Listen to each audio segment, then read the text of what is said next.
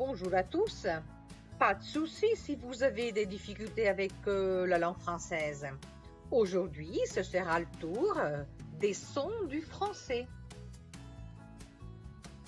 Dans la langue française, il y a des voyelles, orali e nasali e dei consonne.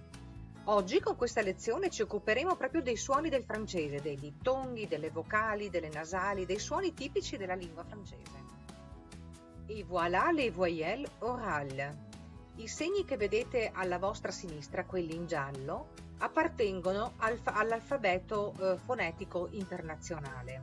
I, Ani, Paris, et, avait, préféré, aller. Est, mais, être, j'appelle. A, âge. U, sur, tu. La differenza tra sur senza il cappellino cinese, l'accent circonflexe, e con il cappellino cinese è soltanto dal punto di vista del significato, ma la pronuncia è la stessa. Sur senza il cappellino cinese, sopra. Sur con il cappellino cinese, sicuro. Voilà encore des voyelles orales. E. Je veux, de, mercredi. Œuf, sœur, neuf, beurre, seul. Ou, vous, coup, trou. O, bo, to. Che cosa significano queste parole? Je veux, de, mercredi, io voglio, 2, mercoledì. Œuf, sœur, neuf, beurre, seul. Nuovo, sorella, nuovo. Burro, solo. Vous, cu, trou. Dove, voi, costo, buco. Bo, to. Al, bello, presto. Et voilà maintenant les voyelles nasales. 1. Le vin, impossible. Le pain, important. Le parfum, en. L'an, l'encre. On, l'ombre, la maison, la création. Che cosa significano queste parole? Le vin, impossible. Le pain, important. Le parfum, il vino, impossibile. Il pane, importante. Il profumo. L'an, l'encre. L'anno, l'inchiostro. On, l'ombre, la maison, la création. On, il pronome si. L'ombra, la casa, la creazione. Essayez maintenant de lire ces mots-ci. Cercate di leggere bene queste parole.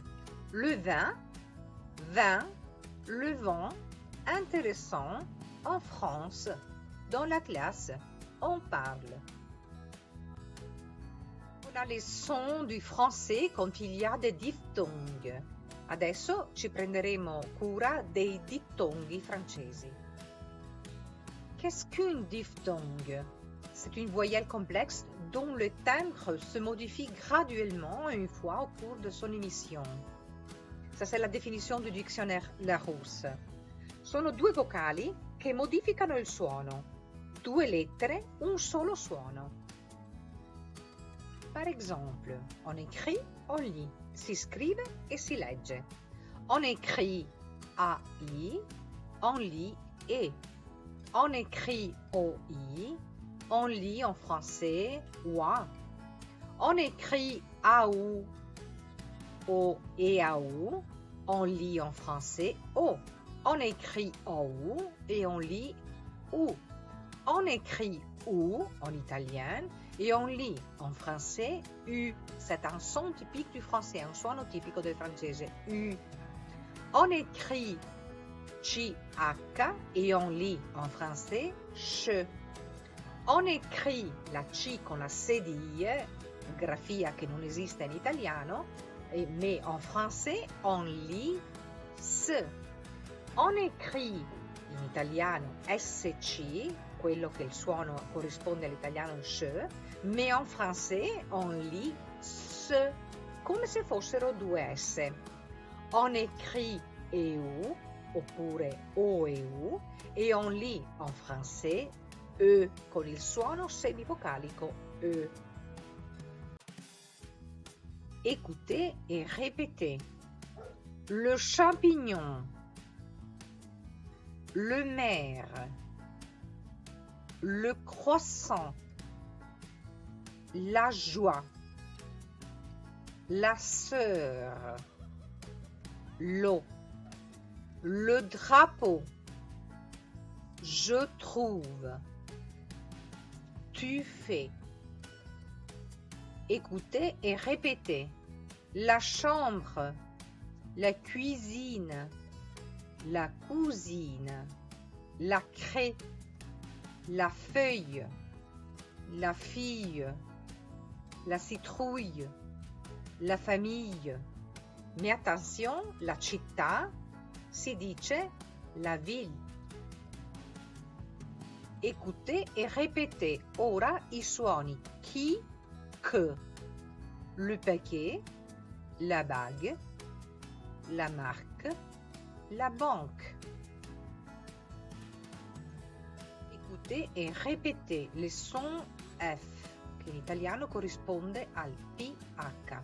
La pharmacie, l'éléphant, la photo, le physique, le triomphe, l'alphabet.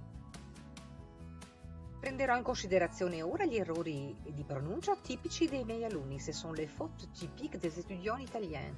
Mais pas seulement de garçons et de filles, mais aussi des adultes, par exemple, typiques des Italiens. Je parle. Molto spesso sento dire je parlais.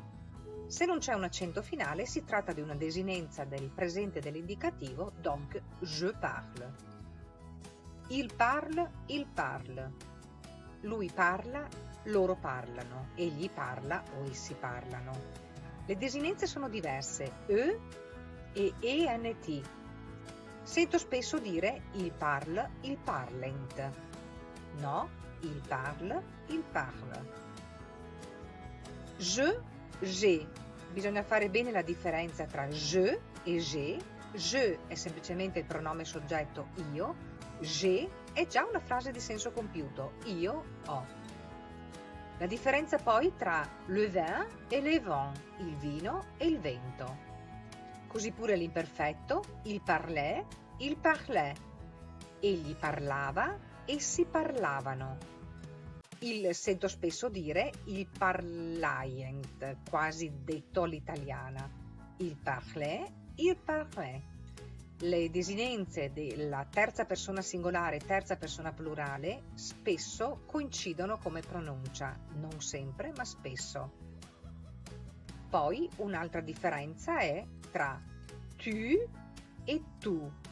Tu è il pronome soggetto tu e tu significa tutto. È importante fare bene la differenza e utilizzare la U francese U. E per éviter des équivoques, per evitare degli equivoci anche imbarazzanti, il faut faire bien attention alla prononciation.